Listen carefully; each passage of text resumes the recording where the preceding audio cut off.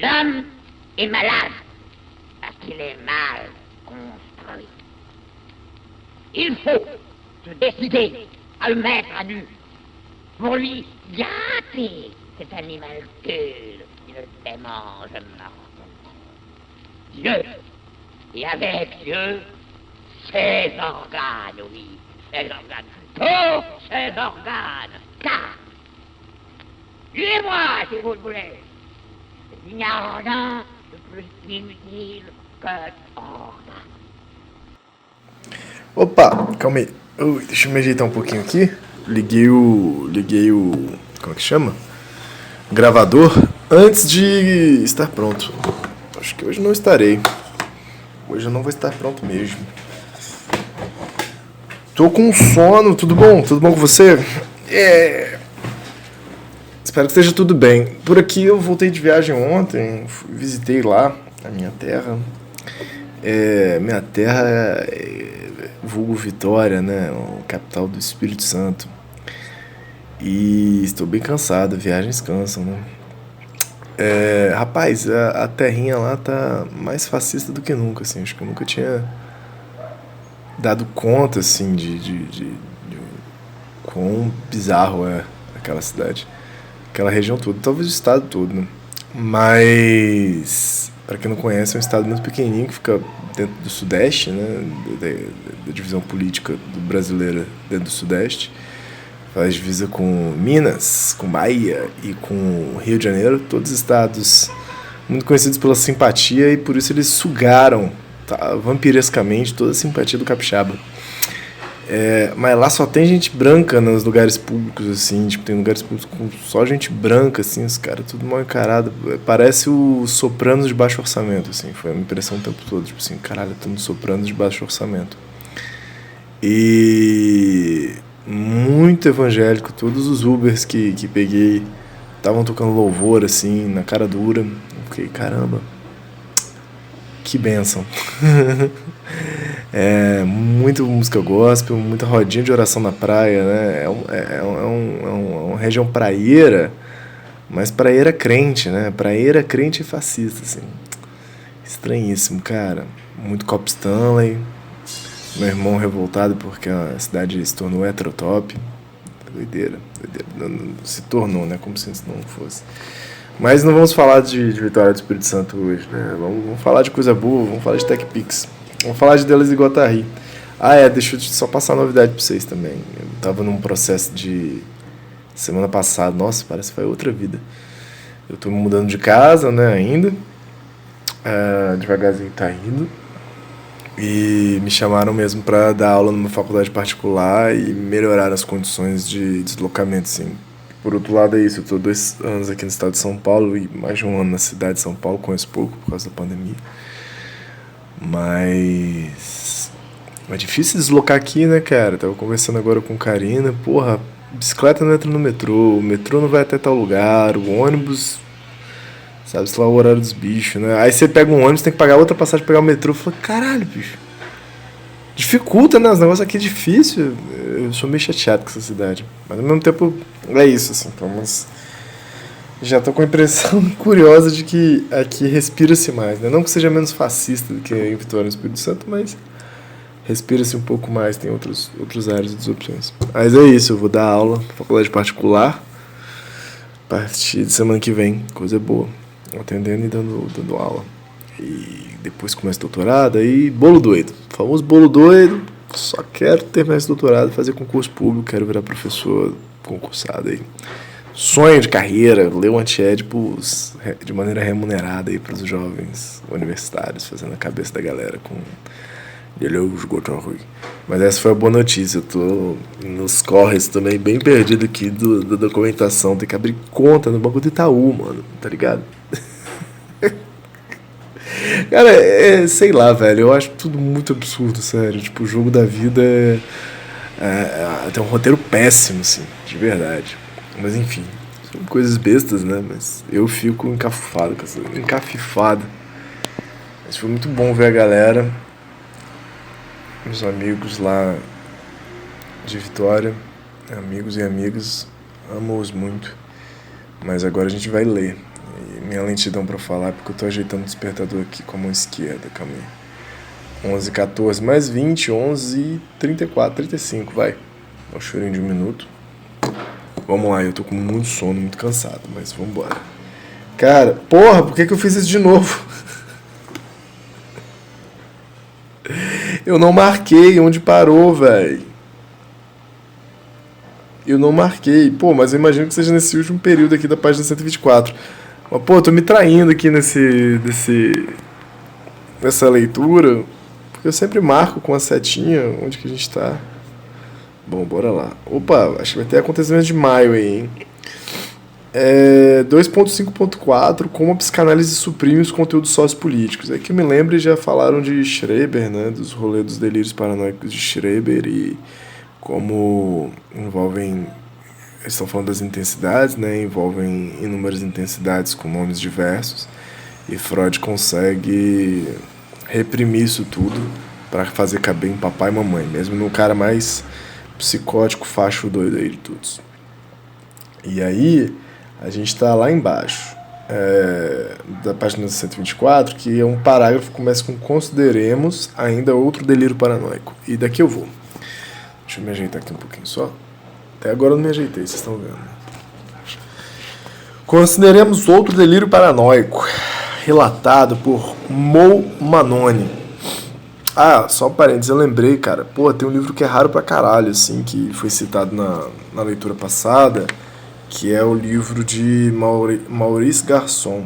Louis XVII, mano. Eu tava procurando Luís XVIII, será?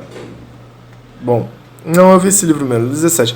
Parece que o Luís XVII, cara, dentro dessas monarquias francesas aí que todo mundo foi decapitado lá na hora da Revolução Francesa, esse maluco era uma criança, mano, e foi preso, todo mundo calabouço, fizeram várias lendas sobre esse menino, tá ligado? E morreu novo, tipo, com quase 10 anos, assim.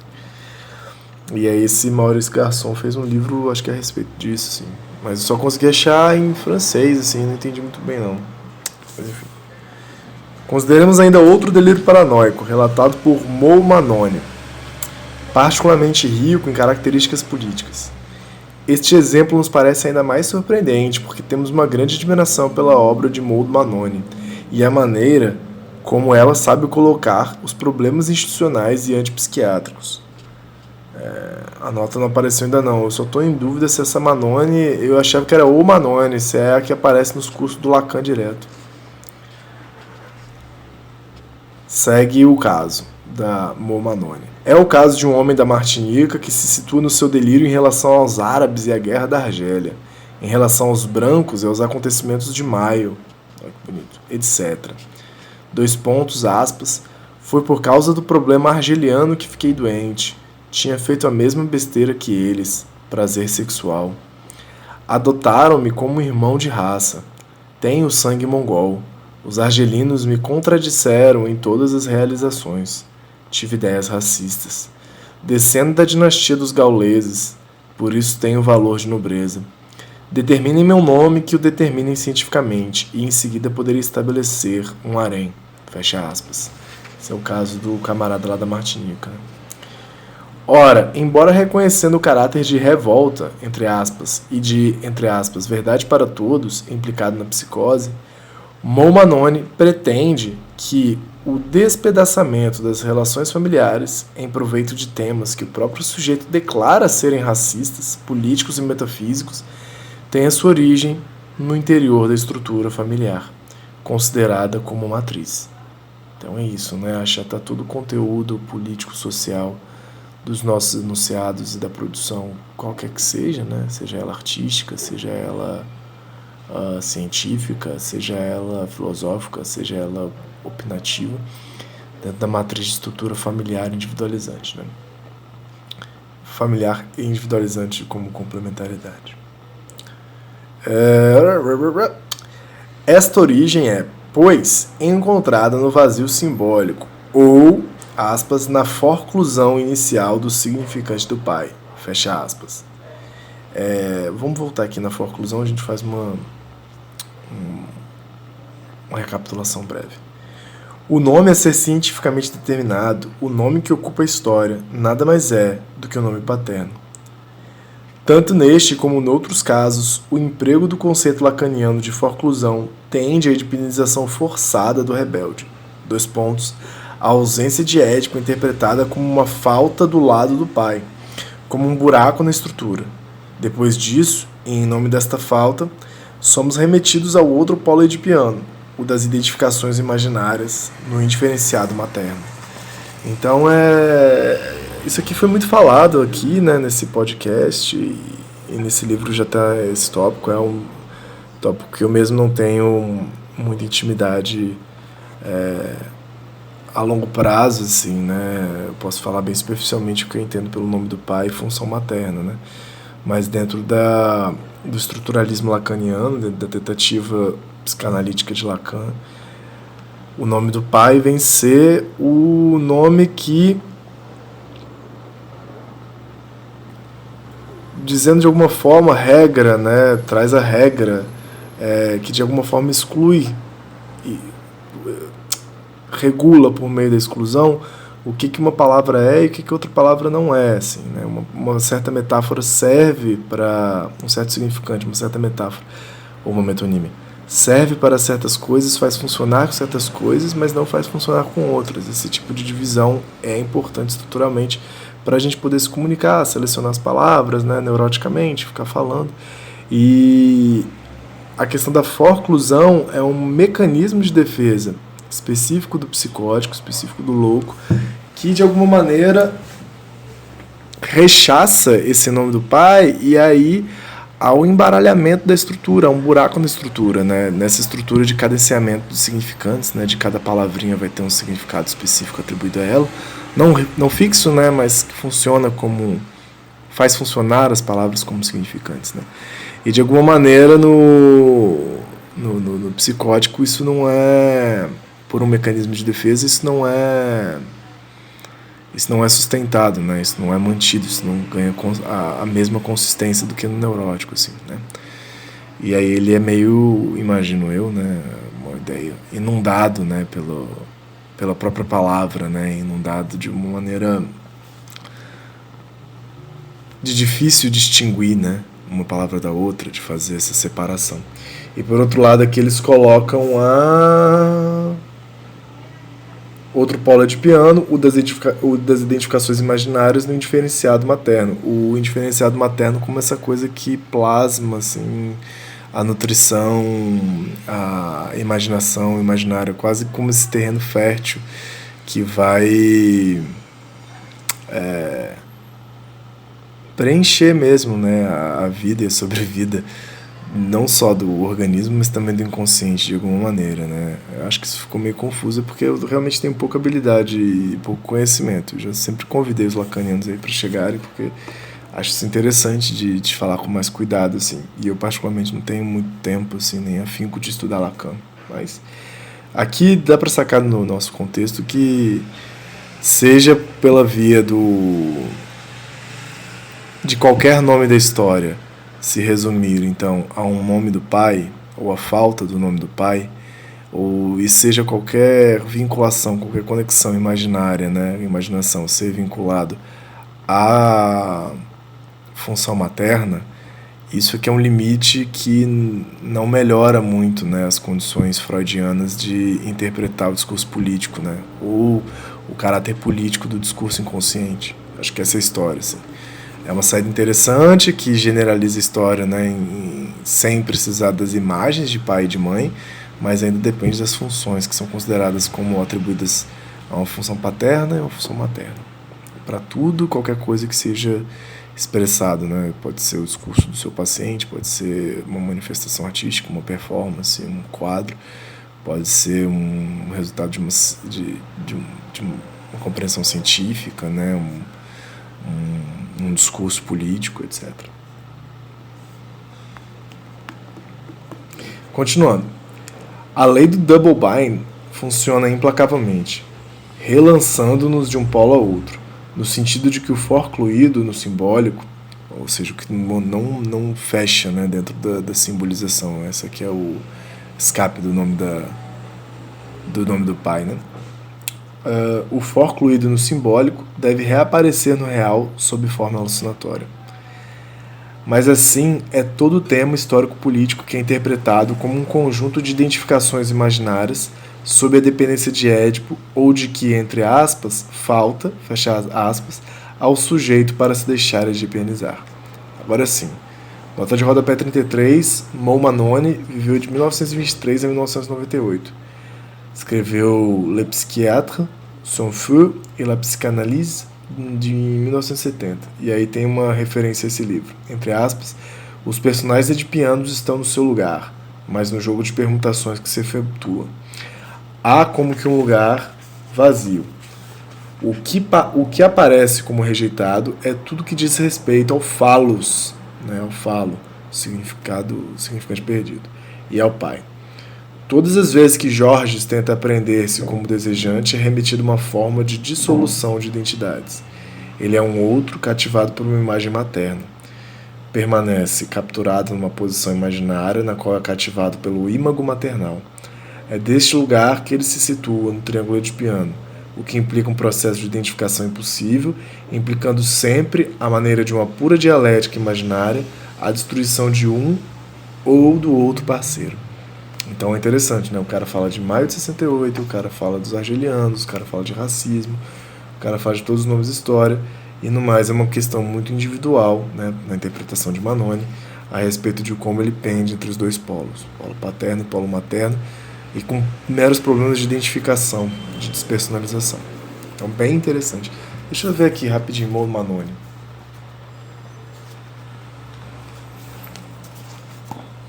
E esse tema é bem recorrente, né, no antiédipo, volta bastante, né, essa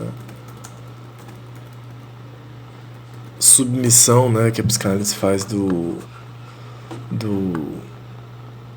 político ao estrutural e ao familiarista, né, familiarista. Olha, tem um livro aqui da Maud Manoni, a primeira entrevista em psicanálise. Elas não sabem o que dizem, Virginia Woolf, as mulheres e a psicanálise. O que falta a verdade para ser dita, a criança, sua doença, entre aspas, né, e os outros. Legal.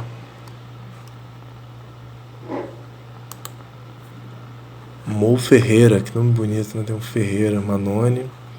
Foi uma psicanalista francesa de origem neerlandesa, estudou psiquiatria na Antuérpia, na Bélgica, sob direção de Dallaert, seguindo o método terapêutico para crianças psicóticas de Jacques Doutot. Obteve sucesso na elaboração teórica de sua experiência, inspirado pelos ensinamentos de Jacques Lacan. Cara, não eu tenho quase certeza, né, que ela pode ser, ela é de 23, eu acho que ela participava direto, assim, dos primeiros seminários do Lacan, ela tá sempre lá, né. Mas, poxa, pouco conhecida, assim, é pouco comentada, a meu ver, pelo menos no meu circuito. Mas vamos seguir então. Legal, fica aí a dica quem quiser estudar a Manoni. Seguindo então, estou na página 125, na viradinha de página. Depois da nota de rodapé 33. Certamente, a questão não é saber se as determinações ou indeterminações familiares desempenham um papel. É evidente que sim. Isso aqui é muito bom, né? Tipo assim, não é desconsiderar que a família tem um papel fudido, assim, mas ele não é o centro, né? O eixo de avaliação da produção, né? Que é uma discussão muito de todo mundo da filosofia que é caro pro Deleuze, né? O Bergson, o Spinoza, o Spinoza não sei tanto, né? Mas o Nietzsche, de qual eixo que vai se tomar para fazer a avaliação, parametrização, interpretação da realidade e do próprio pensamento da filosofia, né? E é um certo combate à escolha, à eleição de eixos fixos, né? Que você só pode avaliar se você tiver um eixo fixo, né? A avaliação é a atribuição de valor, e você só pode atribuir valor comparativamente, né? A partir de algum ponto.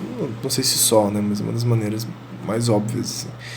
E normalmente a metafísica, a filosofia, o pensamento ocidental vai erigindo, né, vai elegendo certos pontos, né, a partir do bem e do mal, do bom e do ruim, esse tipo de coisa. Mas quando você vê é fixo, e se você não questiona o valor dos próprios valores, você vai ficando meio preso nisso. E aqui eles estão fazendo toda uma psiquiatria, né, todo um pensamento sobre saúde mental, que eles estão pensando como é possível fazer um pensamento, operar, né, e descrever um pensamento, o qual não possui um eixo fixo de valoração e de avaliação, que não seja a família, né? o seu bem-estar, o seu mal-estar está dependendo exclusivamente da família, né? E mesmo quando não é mais a família, é sobre uma estrutura que reproduz a função paterna e materna, individualiza, né? Não, eles estão tentando pensar algo que existe um eixo móvel de avaliação e que é o tempo todo produzido. E que na verdade não é um, são vários, né, eixos de avaliação, né? Acho que a coisa do esquizo, essa possibilidade da singularidade de avaliação a partir de vários eixos móveis é uma ideia bem interessante, assim, né? Mas mesmo assim, podemos avaliar as coisas a partir do ponto de vista da família, só não pode ser o ponto de vista a ser avaliado, né? Mas é evidente que sim. Contudo, será esse papel inicial de organizador ou de desorganizador simbólico, do qual derivariam os conteúdos flutuantes do delírio histórico, como outros tantos estilhaços de um espelho imaginário? Seria? É pergunta, né? Será o vazio do pai e o desenvolvimento canceroso da mãe e da irmã que constituirão a fórmula trinitária do esquizo que o reconduz à força a Édipo? Porém, como já vimos, se há um problema que não se impõe na esquizofrenia, é o das identificações. A gente viu, mas eu não entendi muito não. E se curar é edipianizar, então compreendemos os sobressaltos do doente que, entre aspas, não quer se curar, e trata o analista como um aliado da família e depois da polícia. Isso aqui é muito interessante, né, para quem trabalha nessa dimensão da psiquiatria, da saúde mental, e principalmente com a psicose, né? Mas eu acho que também nos atendimentos infantis isso vai aparecendo também. Essa alegação por parte dos profissionais de que é uma resistência à cura, né? De que as pessoas não querem melhorar, ou mesmo uma certa piedade escrota que se fala, mas para você melhorar você vai ter que querer, né? Você não acha que sua família, isso pode ser o drogadicto, pode ser o psicótico, você não acha que sua família vai ficar feliz, né? Vai ficar melhor, você quer fazer sua família passar por isso? E aí não tem como não ver, né? De certa maneira, não tem como o delírio não se agitar de uma forma que perceba a família como extensão, né? Desculpa. O profissional de saúde como extensão policialesca, né, da família, né? Isso é bem interessante mesmo. Tratar o analista como um aliado da família e depois da polícia. Então, essa coisa é muito boa, né? E também do governo, né? Essa discursividade ela é bem comum, assim, né? Vocês todos estão contra mim, isso é coisa do governo para me pegar, vocês vão me levar para a polícia. Isso aparece mesmo, assim. Teve uma vez que, pra vocês terem ideia, que eu viajei e estava trabalhando num centro de... Essa história é muito pessoal, muito doida, no centro de reabilitação, foi lá na Índia. Era reabilitação, uma clínica de internação com relação à drogadicção, né? Nossa, muitos anos. E aí teve uma hora que eu tava eu era semi-jovem, né? Eu tinha 24 anos, eu acho. Não sei, acho que uns 24 anos. E eu fui num bonde meio doido, eu tava muito dependente de certas autorizações do médico, que era o dono da clínica lá. E a sociedade indiana é muito, muito paternalista, assim. E aí, sem autorização do cara, eu não saía, só que era um feriadão e o cara viajou, assim. Eu fiquei lá, morava na clínica, né? Dormia com os pacientes lá. Literalmente, assim. E, de repente, eu me vi preso durante uns 3, 4 dias sem poder sair da clínica. Olha que viagem. Isso que eu já cheguei de um jeito todo zoado lá. Cheguei muito doente, porque eu passei mal de comida lá na Índia. Eu cheguei e fiquei lá, eu tava tão moribundo e com uns furacos no braço, assim, que no dia que eu fui me apresentar pros pacientes, eles viraram e acharam que eu era também uma pessoa sendo internada lá, viciada em heroína. Eu achei nobre a empreitada de todo mundo. Mas enfim, nesses 3, 4 dias que eu fiquei preso lá, era feriado que chama Diwali, né? Diwali, que é um dos feriados mais fodões, assim, da Índia, né? Tipo, correspondente quase ao Natal aqui. Não que o Natal seja um feriado foda, tá? E aí eu não conseguia sair de lá. Os seguranças da clínica não deixavam sair, porque não conseguiam manter contato com o doutor, né? Com o médico lá. Acho que se der bobeira era o Dr. Rajneesh, o nome dele. Será que era isso? Pode ser. O Rajneesh acho que é o Osho, né? Eu posso ter dado essa viajada aí também. Ele tinha um quadro do Osho, esse cara. E aí nesses 3, 4 dias que eu fiquei lá sem poder sair, cara, eu juro que começou a me vir... Dá uma agonia da porra, né? Você não saber a hora que você pode sair de um lugar, assim, mas pra mim, sem notícia, e sabe aquela coisa meio kafkiana, assim, você tentando sair, as pessoas falando que não podia, tipo, tratando igual criança mesmo, assim, bem bizarro.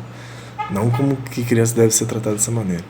E aí a parada foi escalonando, eu não tava conseguindo falar com a galera que podia me ajudar e tal. Rapaz, eu comecei a ter uma imagem de que talvez meu pai e minha mãe tivessem descoberto algum tipo de uso de psicoativos que eu tinha feito e tinham me internado lá, sacou?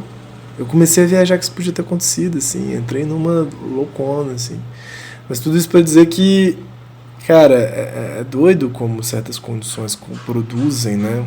Aqui é um movimento um pouco inverso, mas certas condições ambientais mesmo, né? Certas ecologias vão produzindo... Opa, deixa eu só botar o som aqui pra terminar esse parágrafo. Certos conteúdos delirantes, que são extremamente políticos também, né? Mas ali foi uma coisa muito situacional que eu remetia a meu pai e minha mãe, e aí eu tava achando essa coisa meio policialesca mesmo, né? Só pra dizer que eu acho que tem uma facilidade de avançar, né? Com essa carga delirante, assim, nos lugares. Afinal das contas, acho que não era, não. Acho que eles nunca me denunciaram lá pro Dr. Rajneesh. Fiquei puto com o cara, bicho. Mas enfim, isso aí é outra história. Vou só terminar aqui esse paragrafinho, então. E dessa vez eu vou marcar aqui, que eu acabei aqui. O esquizofrênico estaria doente, apartado da realidade, porque lhe falta o Édipo. Porque lhe falta, entre aspas, qualquer coisa de Édipo. Ou ao contrário, por causa da edipinização que ele não pode suportar, quando tudo concorre para submetê-lo a ela. Entre parênteses, a repressão social antes da psicanálise. E aí fecha parênteses, na verdade é uma pergunta isso tudo. Tá bom? Então vocês reescutem o podcast como se isso fosse uma pergunta. A todas e todos, tudes, um forte abraço. Foi bom falar com vocês hoje, apesar da minha leseira e meu cansaço. Você já sabe, se você quiser participar desse programa, fala comigo que a gente vai agenciar aí um encontro online e a gente vai ler junto, tá bom? Espero que vocês estejam curtindo e acompanhando, tá sendo legal ainda produzir esse programa e feliz que em breve a gente termina esse capítulo 2 aí, uma hora vai rolar. Um beijão e até a próxima. Opa.